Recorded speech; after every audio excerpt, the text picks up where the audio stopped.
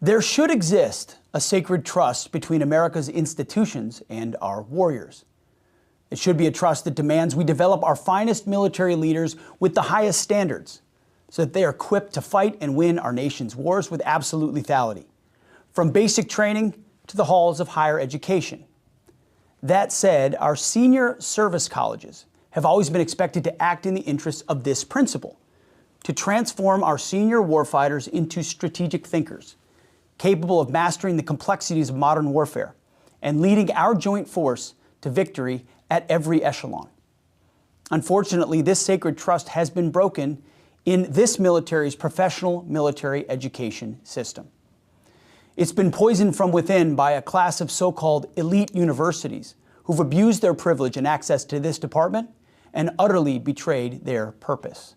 For decades, the Ivy League and similar institutions have gorged themselves on a trust fund of American taxpayer dollars, only to become factories of anti-American resentment and military disdain.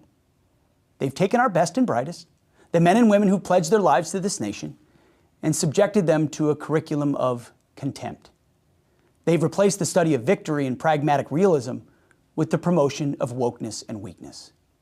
They've traded true intellectual rigor for radical dogma, sacrificing free expression for the suffocating confines of leftist ideology. What is the purpose, you may ask, of investing in an education that teaches our warriors to despise the very nation they swore to defend? What's the value of a degree that seeks to hollow out their warrior ethos and replace it with a creed of globalist submission? The answer is simple. There is none. Let's be brutally honest about how we define our terms here. This is not education, it's indoctrination. It's a calculated, targeted assault on the core of our fighting force, and it is a betrayal that we will no longer tolerate. The Department of War is finished subsidizing the corruption of our own uniformed class. We're done paying for the privilege of our enemy's wicked ideologies to be taught to our future leaders. We've had enough. We demand that senior service colleges work to sharpen our warfighters on genuine national security issues, not social justice activism. We demand curriculums grounded in the founding principles of this republic, principles that champion the enduring ideals of peace through strength and putting American interests first. We demand universities that invest back into our nation's prosperity rather than our greatest adversaries. It's common sense.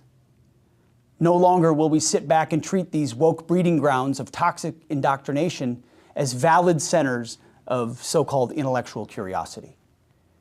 We cannot and will not continue to send our most capable officers, senior officers, into graduate programs that undermine the very values they have sworn to uphold. That's why today, just like we did with Harvard, I'm ordering the complete and immediate cancellation of all Department of War attendance at institutions like Princeton, Columbia, MIT, Brown, Yale, and many others, starting next academic year, 2026-2027. Furthermore, we're going to hold ourselves accountable as well.